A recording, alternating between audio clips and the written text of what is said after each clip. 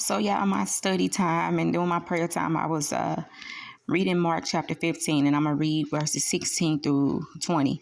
And it says, then the soldiers led him into the hall called Praetorium, and they called together the whole garrison.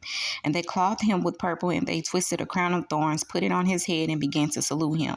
Hail, King of the Jews. Then they struck him on the head with the reed and spat on him. And bowing the knee, they worshipped him. And when they took the purple off him and put his clothes on him and led him out to crucify him.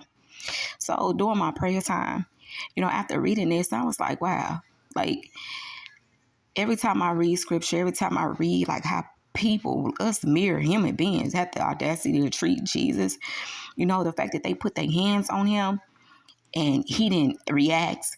Like, I don't know too many people that if somebody put their hands on me, I'm quick, I'm a reactor.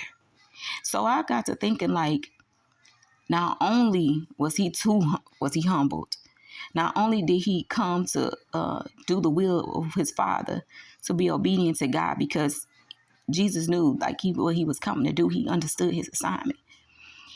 That God didn't even strike those humans down that did that, put their hands on his son.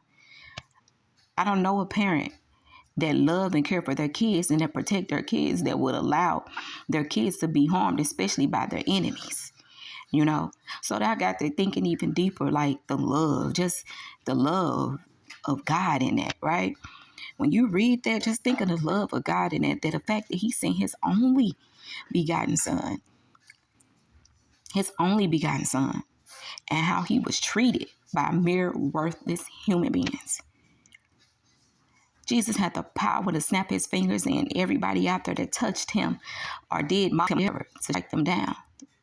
But he didn't, because he stressed throughout New Testament that I not come to do my will, but the will of my Father who sent me.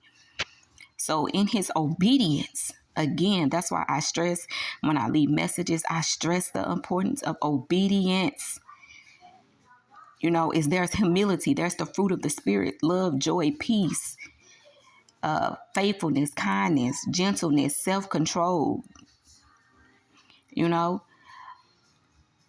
When just think of the love, God, like that's a love that can't be unmatched that God showed us, to send his only son here for his life to be taken at mere human beings, worthless human beings, and that he still loved us to still continue on with this earth and putting up with so much of our crap, like that's a love that can't be taught. That's a love that is unimaginable. That's a love you don't get from your parents. That's a love you don't get from your kids, nobody.